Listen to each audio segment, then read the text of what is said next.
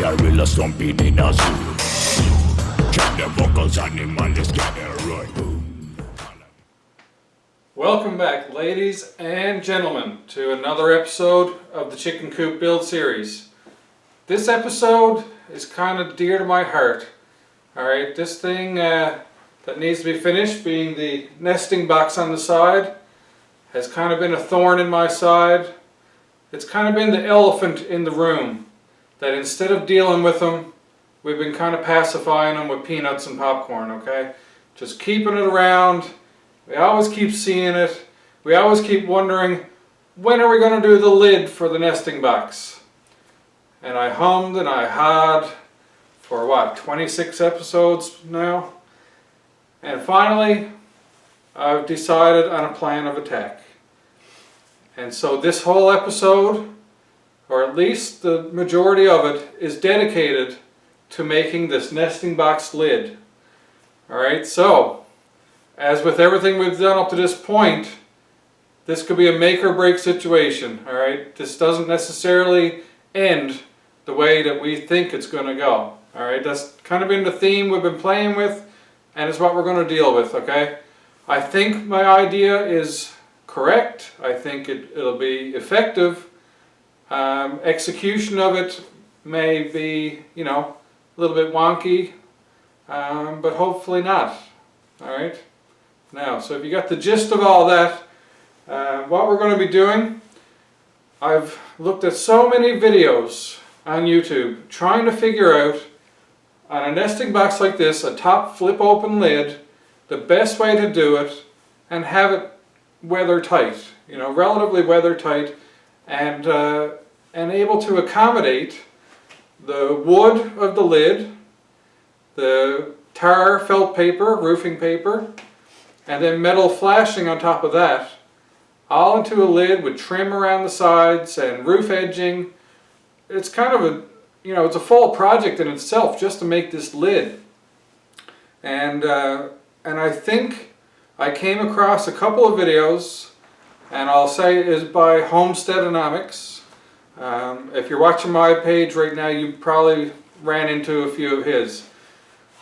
He never really explained how he did his lid, so through a lot of playing and pausing and rewinding and, you know, face to face with the computer screen, I think I mostly got the idea that he went with.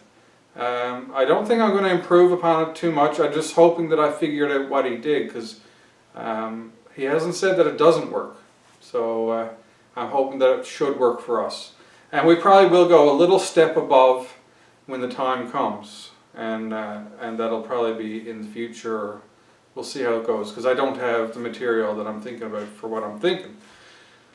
Alright, so with all that said, another thing as well I wanted to mention is I think this video is kind of filling a niche that is not filled. Believe it or not, out of all the stuff on YouTube, I think this one thing, this nesting box lid, has been underplayed so much, and maybe because it's supposed to be simple and it's just not simple for me and I'm overthinking it. But I think that when you search for nesting box lids, you really don't get many good results on how to do a good lid, alright?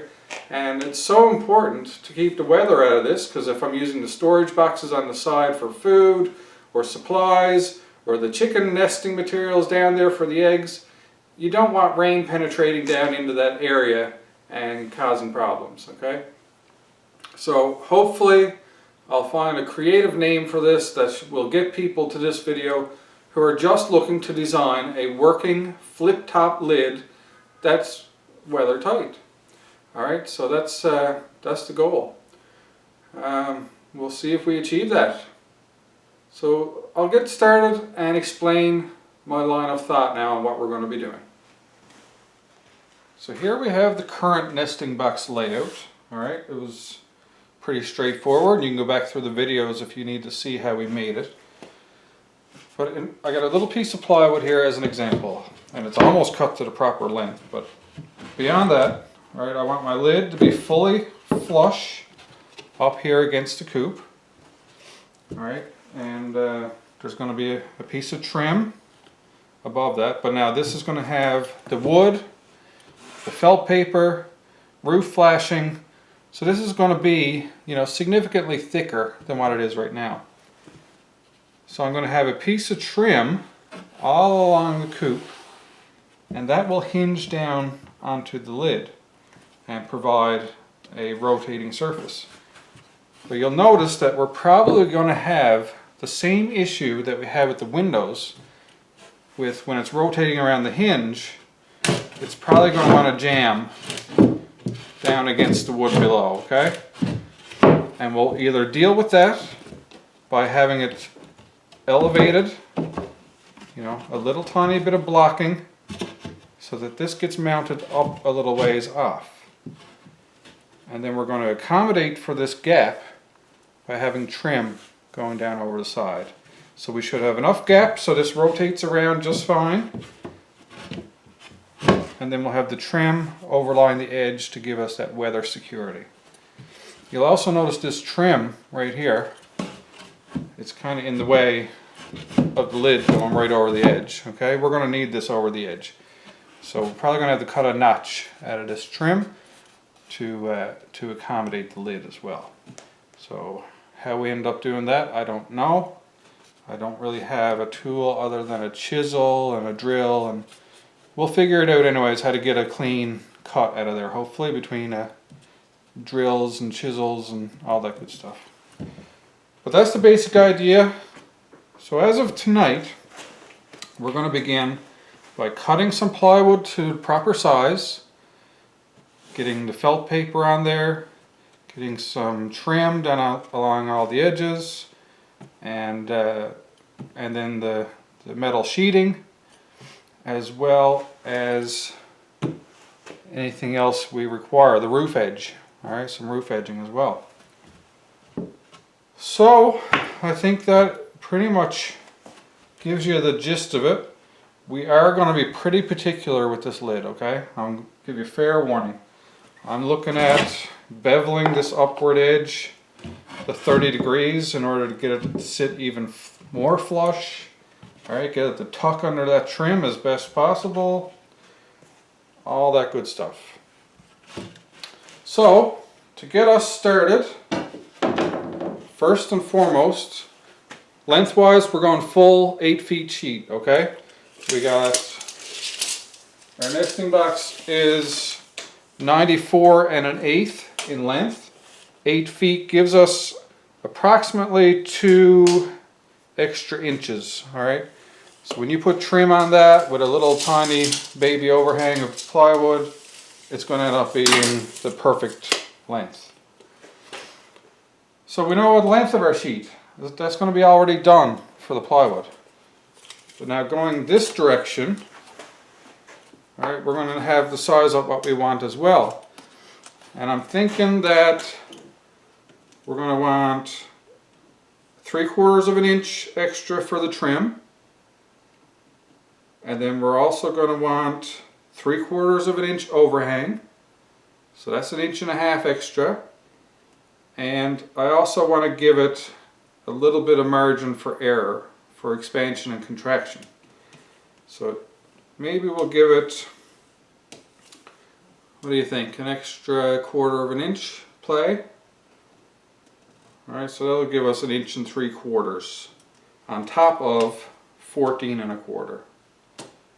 So you add all that together and that'll give us a nice 16-inch length to make this right here. There you go, that's my thought process of the measurements.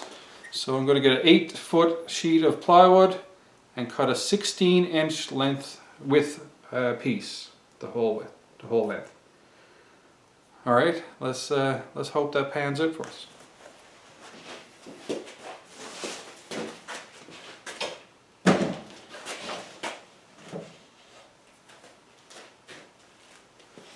So as with all of our plywood cuts to date, but especially this one, I got my factory edge, which I know to be the straightest, or I hope so at least. So I'm going to measure in my 16 inches.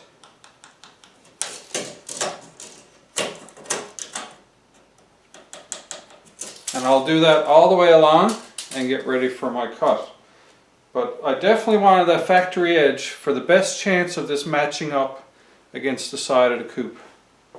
As well, I got a nice piece of cedar that I had lying around. And I'm going to be putting that 1 1/8 inches beyond the marking I want, and that will accommodate for the guide bezel on my skill saw. So now with my measurements pretty much triple, quadruple checked, my guide board clamped into place, everything looks to be ready for us to do the cut. So I'll go ahead and let's hope it turns out good.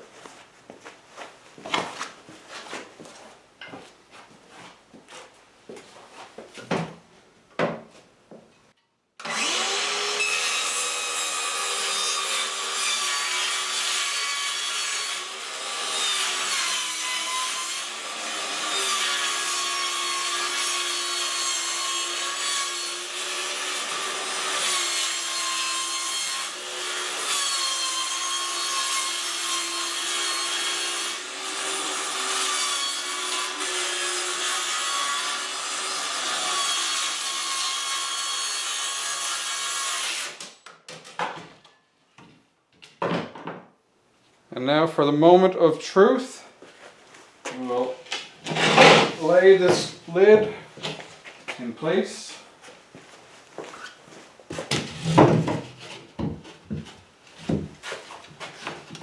We should be good. Alright, that turned out perfectly. So we will continue now in making the lid. In particular, we got to get those wooden notches cut out as well. But I'm going to wait a little bit longer until we get actually all the material on the roof, on the cover. Then we'll know an exact amount of trim to cut out of there, okay? Alright, onwards and upwards.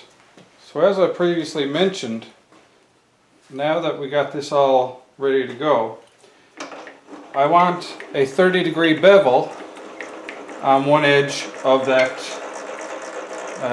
nesting box cover. So what I'm going to do is I'll set my rail. I'll start it at 16 inches, but it's actually going to be less than that because we need to get the blade to dig in and make the bevel. But I'm going to have it at 16. I'm going to lay my nesting box lid up here. I'm going to put a 30-degree bevel.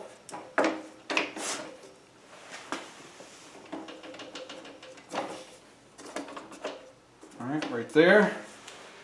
And that bevel will just take a little bit off of that lid and help it slide in under the trim and make a nicer flush seal with the coop. Alright, so I'll go get my wood, lay it on here, and then we'll just adjust that 1/4 inch or so just to get the blade to take that material off as we push it through. And then I can judge by eye, like when it's actually up this high, what you notice is we can measure the distance from 16 that we need to go to get to the blade itself. And this tooth is probably about 2/8. Alright, almost 1/4, a little bit above 1/4. So that's the extra distance that will come back on the measurement on the table. Alright, so we started at 16, we'll come back just above 1/4. And that should be about right to bevel that off. So we'll start with that much and we'll run it again if we got to.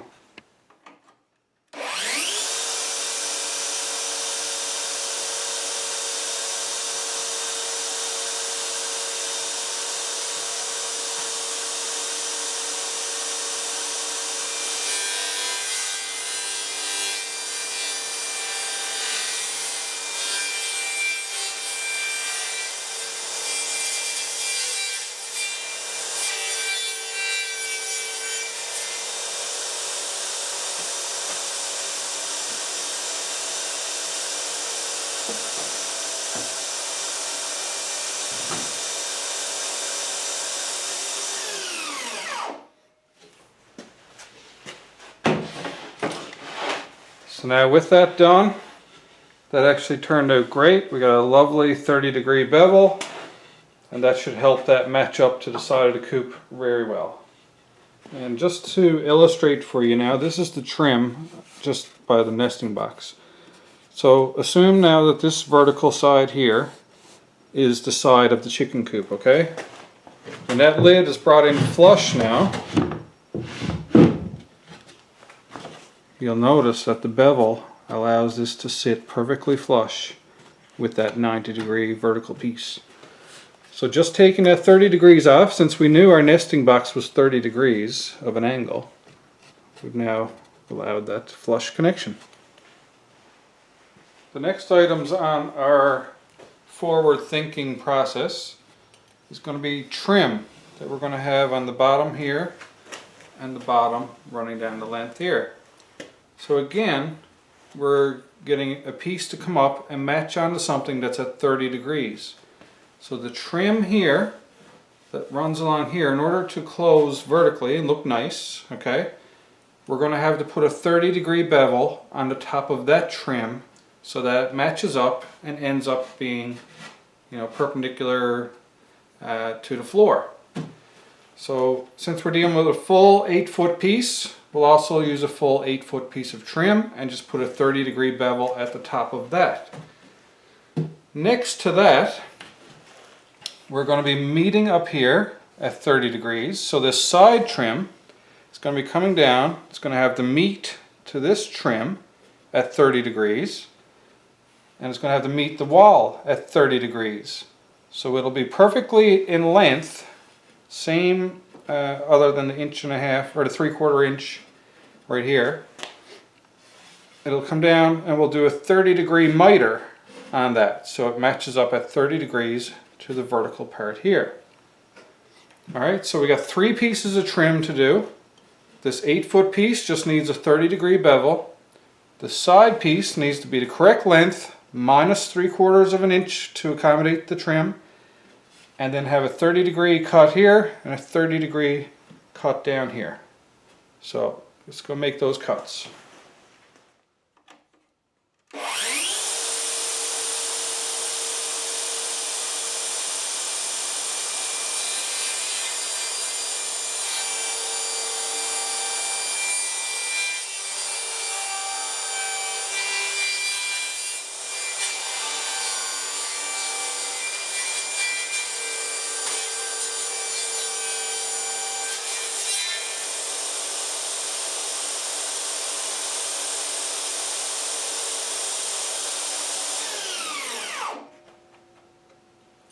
So what I'm doing here now is I'm going to put a 30-degree end on this, and then I'll cut it to size once I have the front trim put on.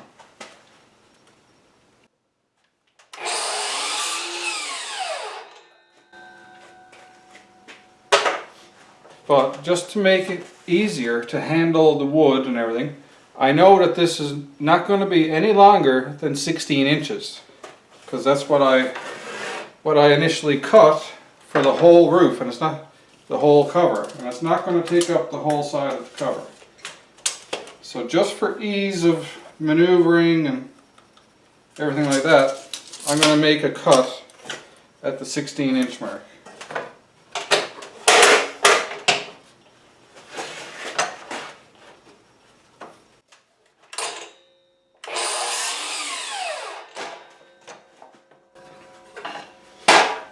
Alright, so there's one of our side pieces.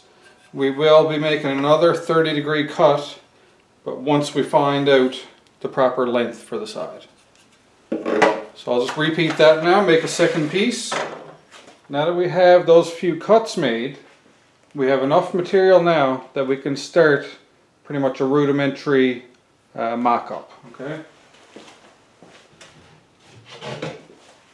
So I'm going to get the lid.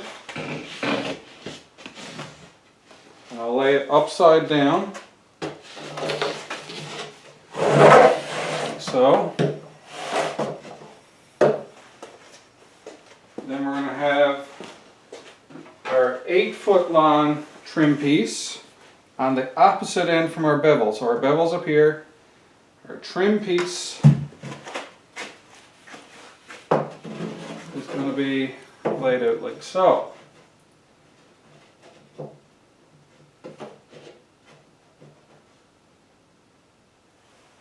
Now, so with that done, these pieces are going to come down and meet the trim. And since we got it mocked up, we can also now come along and mark the 3/4 inch overhang that we were intending on having. Alright, so that'll be right there. And we'll mark that the whole way along, that way we know how to mount the trim. Alright, when I first mocked this up, by the way, if you haven't noticed, I've switched the trim over, because this is coming down to go flush against the box, which is on an angle.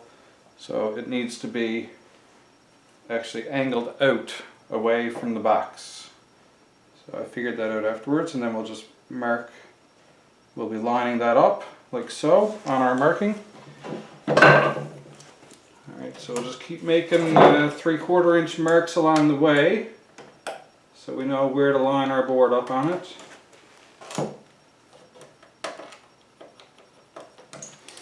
And of course, we're going to be busting out the Donkey Kong glue and our trusty brad nailer with, yeah, we'll go for the full 2-inch nails.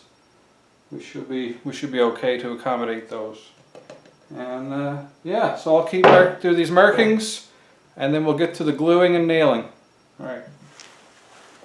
When it comes to the lid, this is going to take a lot of abuse of checking it every day, coming to the lid, you know, reaching in here, grabbing this, opening it up.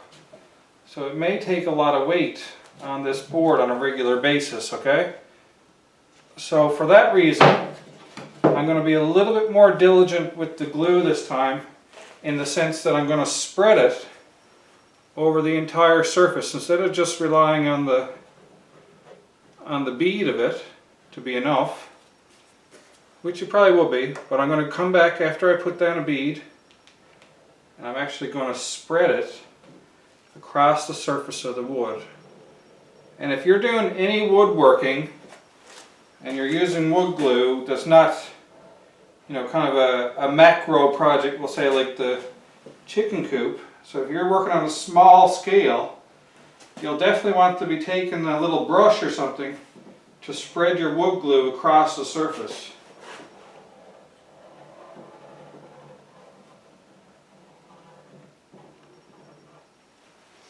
And that'll help keep it tidier as well. Alright, so I'm just going to take this piece of wood and use that to smear it around and even it out. And it'll also benefit us this session because being spread out will help it dry that much faster as well. There we go, we got some even coverage. Still got some drips, but I'm not worried about that. So now I'm going to begin lining this up on the markings that I made.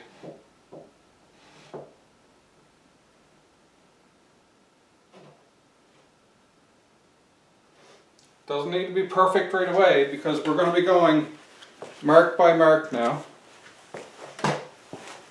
and putting a nail in at an upward angle to lock it in place. So keep your fingers in the clear, line it up for an angled shot.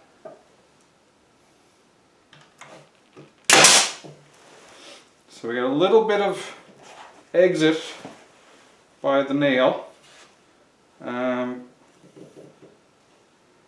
Now, question is that acceptable? I'm going to say no, because I don't want to have to go back and clip all those nails. So I'm going to swap out for my 1-inch nails and keep going.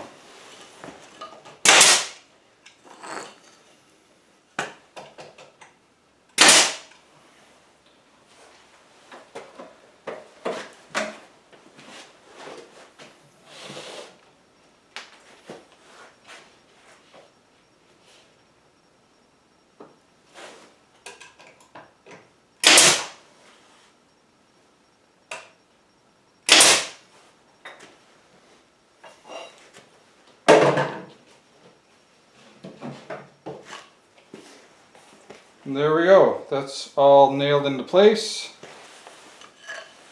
So now we'll work on the length of these side pieces that we need to put on. So now that we're doing the side pieces, they're pretty much going to go along like this. Alright, we don't really need any overhang with these. But you'll notice that they're a little bit higher, just on that little piece right there, since the end piece lost a bit of height from the beveling.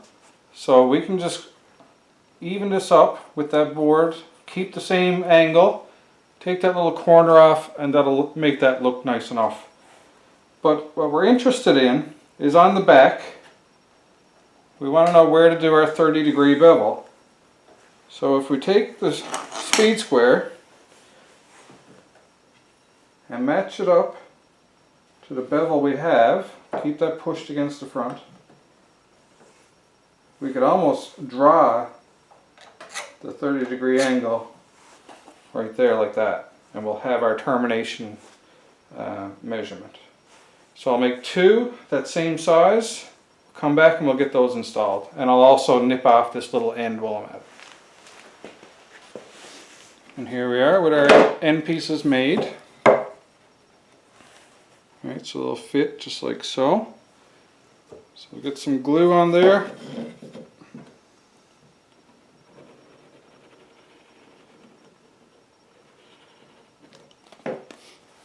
Alright, not going to be as particular with these side pieces as I was for the front. These aren't really going to be used as much, I wouldn't think, for lifting against. You never know, if somebody likes to open lids from the side, I could be wrong. But I don't think so. And I'm just lining those up flush with the end.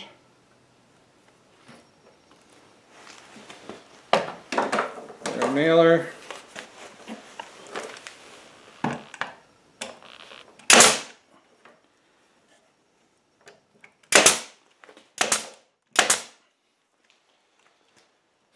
Alright, and we'll repeat the process on the other side.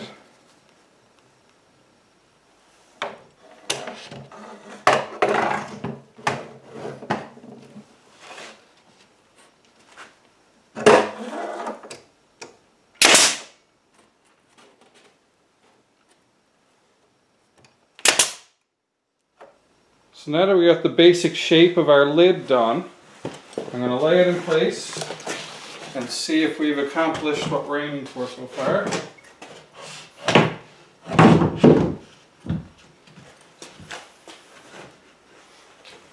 Alright, so we still got lots of room there for it to go in flush. We're nice and flush on the sides. Alright, looks great. So at this time as well, now I can mark these sides for the lower edge of trim at least, where that's going to need to be chiseled out. So first thing now is going to be edging. Alright, so we've already learned how to do the edging. So we'll carry on, get that done. So we're just using the regular galvanized roof edge, and we'll fit that around here, and then we'll be ready for the tar paper on top of that. So if you haven't seen how we do our roof edging, go back to past video. Should be something to do with roofing in it, in the name, and you'll see how we do this here. Now, for the purpose of the front, I may have enough. I think I'll have enough to actually wrap this up all the way.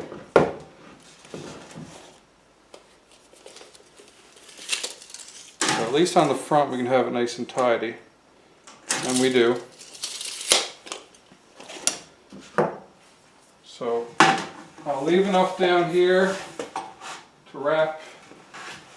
And then up on this side, I'm just going to make a cut down at the same area of the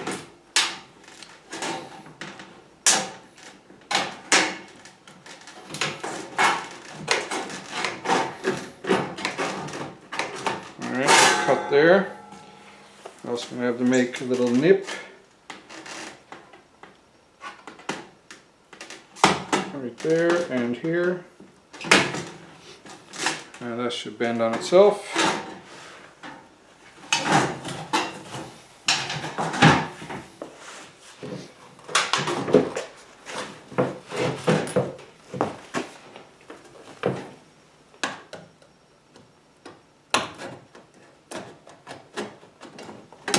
There we are.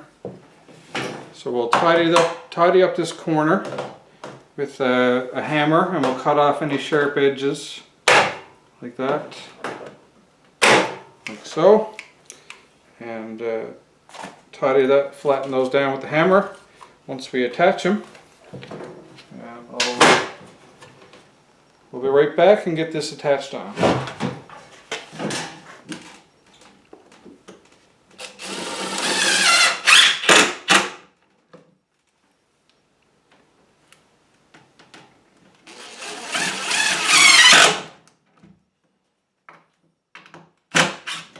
So the next thing on the list is the tar paper, because remember, you got this roof edge on, you still have these seams where water could get in under it if you put the tar paper on first and then your roof edge. So your roof edge and then the tar paper goes on and covers that over, okay?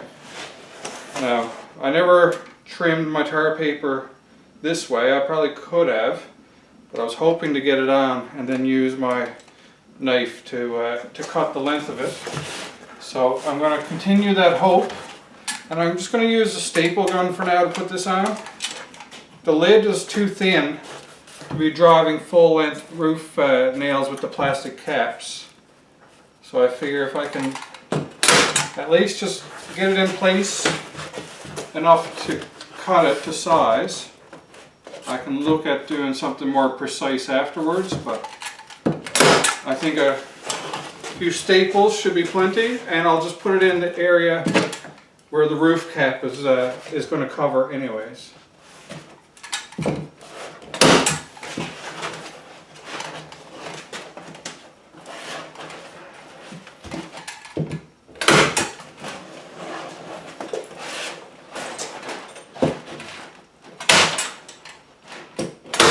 Alright, just like so. Now I will trim off the excess.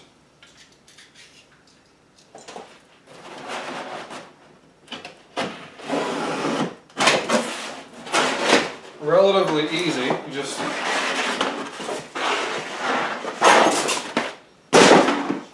keep your tar paper taut against the roof edge. And you just run your blade down your roof edge. Okay? So same deal all the way along. Now I like to hold it with my left and cut with my right, so I'll start down at the other end and come out.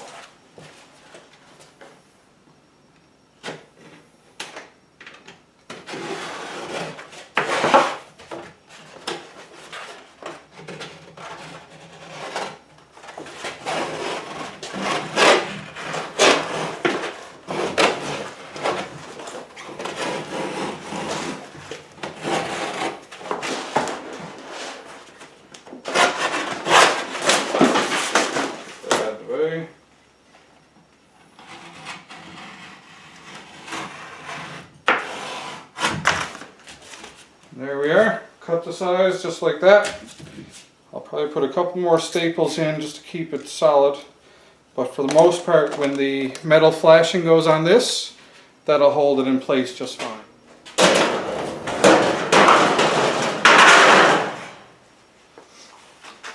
Alright, so here it is. Here's the next phase of construction. So these sheets are about 3 foot in width, I believe. And as far as height goes, we need, most of this is going to rest down flat on the roof, which is good. And we'll have a few little peaks of 3/4 of an inch. Alright, so the question becomes, what's the best way to make our cuts. All right, so to do the whole lid, we need about 16¼ inches. So I'm thinking that an angle grinder is going to be our best bet for cutting these. So I'll finish doing some markings at the 16¼ inches area. I'll get the angle grinder and we'll come back and we'll make 3 pieces that we'll run across there and be ready to screw those on. Alright everybody, remember now, if you're going to be cutting this metal with an angle grinder, make sure you get your angle grinder set up so that your guard is on the side that you're on. I'm going to be holding it like this, cutting along that way. So the guard is towards me. Also, safety glasses and a face shield. Alright, so with this much gear, not too worried about gloves. You can wear gloves, but this should be enough for me to get this job done.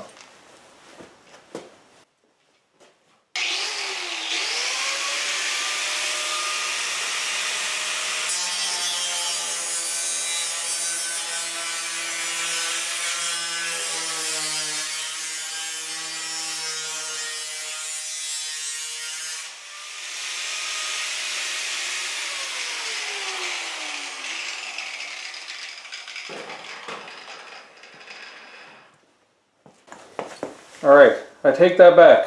I'm going to wear gloves. Not for any particular reason, just to kind of make me feel better.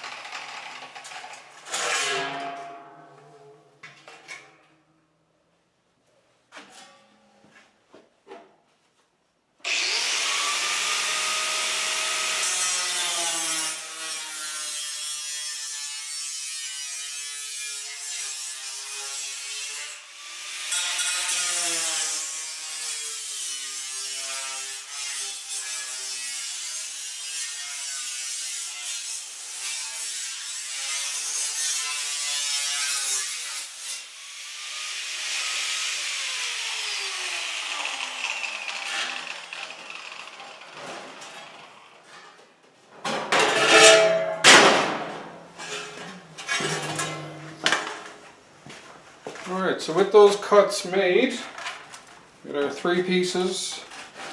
They're not exactly, equal, all 3 of them, but they're close enough. And if I got to do any trimming, I can do that as necessary.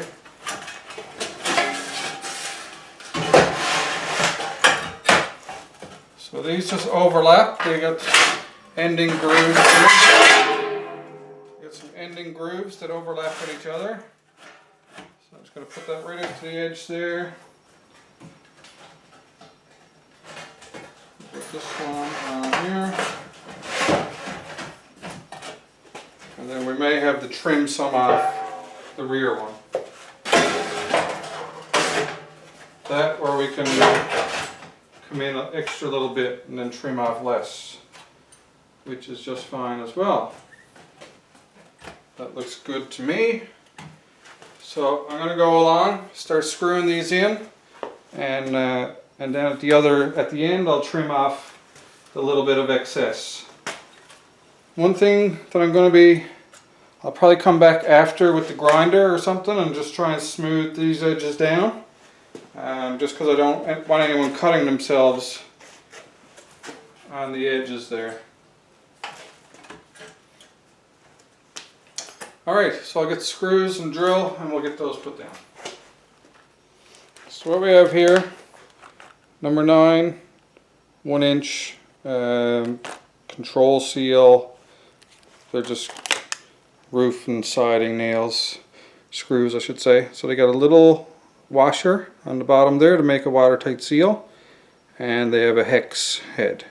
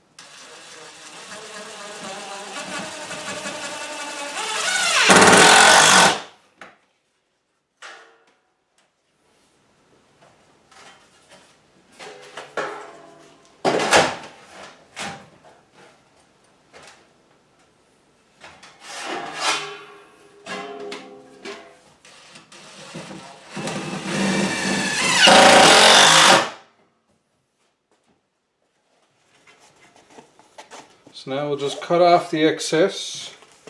Just going to follow this crease all the way to the top.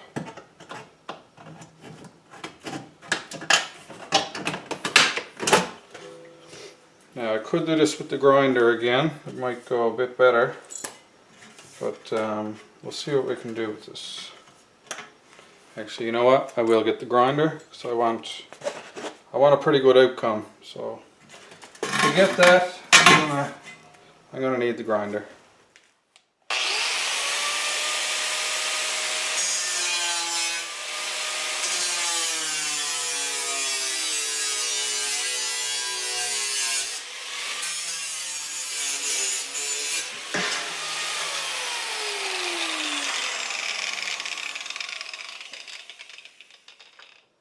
Grinder is so much better, but it's kind of late in the night, so I feel a little bit of guilt for using it, but not enough not to use it.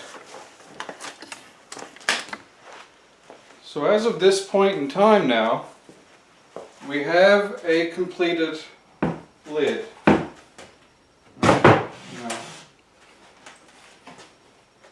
Some of these screws I may have to grind or snip down. That's not a big deal. Everything else seems to be just fine. Alright. Lid is relatively solid. Centers well, fits well. All in all, quite a good lid. So what comes next is cutting our trim to accommodate this lid. So I need to find out how thick this is and make sure we have enough space to accommodate it. But I can give it a little bit extra space just so that when we put it on the hinges, it'll have enough clearance in the bottom to scoop on back in under the trim. Alright, so let's trim about 1 inch up in height, and as far as going back, we'll also need to go back about 1 inch. Yeah, so about 1 inch each way. We'll trim out of this. Haven't really thought of how yet. I'm thinking a handsaw might be enough, but we shall see. Let's see what we come up with. What I have decided to do to remove this material is I'm just going to take a drill bit and start putting multiple holes along the edges, and then I'll use a chisel. So I think that's probably going to give me more of the effect I'm looking for.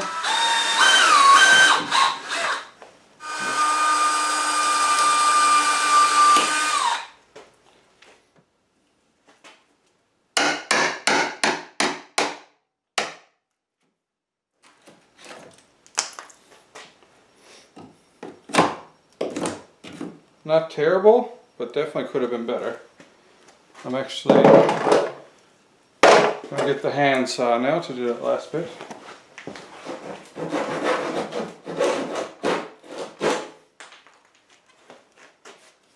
Alrighty, so not terrible,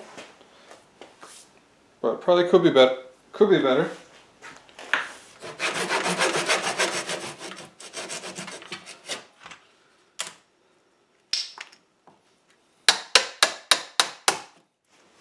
So with that trim cut out of the way, it is time to try this on.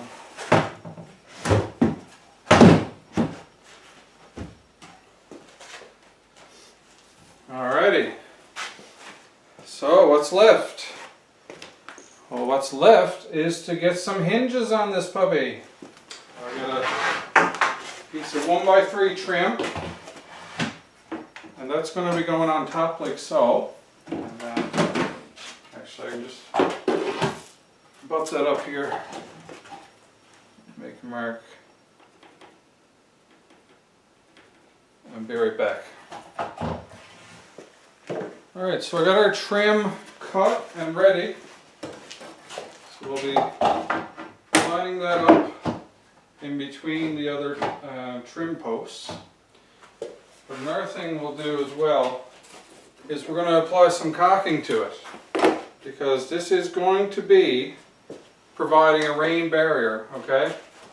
This is going to be the barrier between all the water running down off the side of the coop from getting in the nesting boxes. So up here is nice and level, no problems there. So I know the level that I want my trim, so I'm going to get the nesting box lid out of the way for now, just so I got more room to get this on.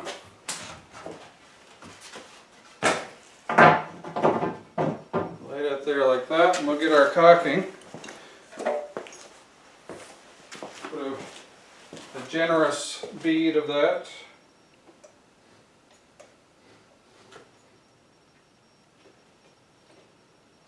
Trying to minimize how much caulking I smear everywhere.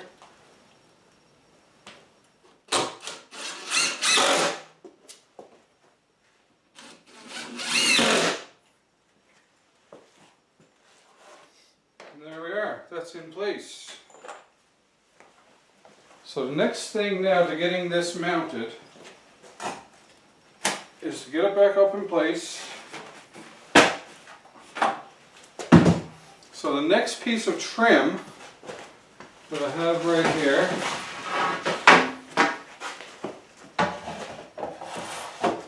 is going to go on like this, okay? Alright, so with all those new screws put in, it is time to put on some hinges. So we don't have the whisper quiet ones this time, we have all rattly Everbuilt, which should work just fine, no issues. Alright, so we'll get this lid pushed up in place, get the old hip check, and we should be ready to proceed. I'm going to center these around the corner of this window because I know there's a stud right here, and I definitely want to have some screws into the stud.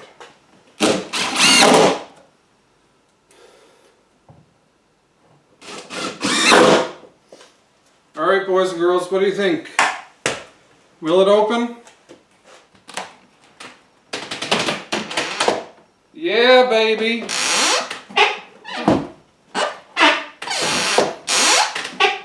Looks like we still need some of that old WD-40. But we got a working lid. Whoa! It works. It works, it works, it works. It works, it works, it works.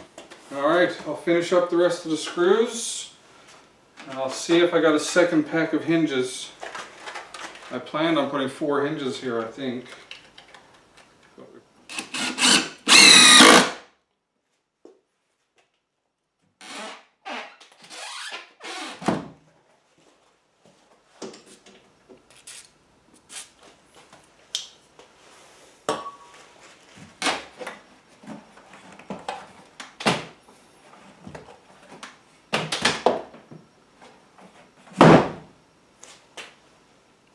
That is awesome. All right, boys and girls, gentlemen and ladies, the nesting box has a lid. All right, and it works very nicely. Not too heavy, smooth, pretty good weather tightness. Overall, I would classify this as a great success. Alright, so I'm happy. I think we're all happy, are we? Now, I wish I could do more, but I'm pretty sure each episode, I think I'm getting abducted. Maybe you guys have seen it, I don't know, but time is becoming nothing and disappears, because I'm not sure exactly what time I came out here, but it's going on 2 o'clock in the morning right now. Now, mind you, I cleaned up a little bit, did a few little odds and ends in between, but time is just ticking away like crazy. So I'm pretty sure aliens are involved. That's about it. Call the Men in Black. Alright, so this is pretty much weather tight. Alright, I don't see anything immediately necessary for weather tightness. We may get some rain that could come down here, but I think it may be, I think there's enough roofing that it'll continue out here if it makes it down. We got caulking in behind this trim right here, which should stop any rain from getting down that way.